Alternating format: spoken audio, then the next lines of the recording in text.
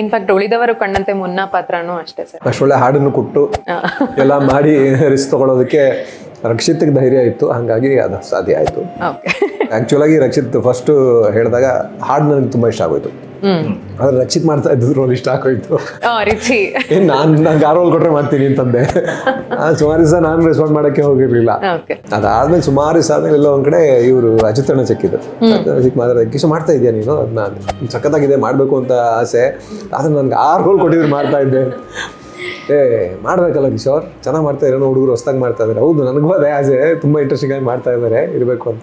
ಸರಿ ಅಂತ ಫೋನ್ ಮಾಡಿದೆ ರಿಷಬ್ಗೆ. ಫೋನ್ ಮಾಡಿದ ತಕ್ಷಣ ಹೌದಾ ಕಿಶೋರ್ ನೀವು ಮಾಡ್ತೀರಾ ಫ್ರೀ, 1 ನಿಮಿಷ ಇಲ್ಲಿ ಮಾಡ್ತೀನಿ ಅಂತ ಆ್ಯಕ್ಟ್ರಿಗೆ ಕಾಲ್ ಮಾಡಿ ಕನ್ಫರ್ಮ್ ಮಾಡ್ಕೊಂಡು ಇಮಿಡಿಯೇಟಾಗಿ ಮಾಡೋಣ ಅಂತ. ನಾವು ಸಿನಿಮಾ ಉಳಿಯೋದಕ್ಕಿಂತ ಹೆಚ್ಚಿಗೆ ದಿವಸ ಹಾಡು ಉಳ್ಕೊಳ್ಳುತ್ತೆ.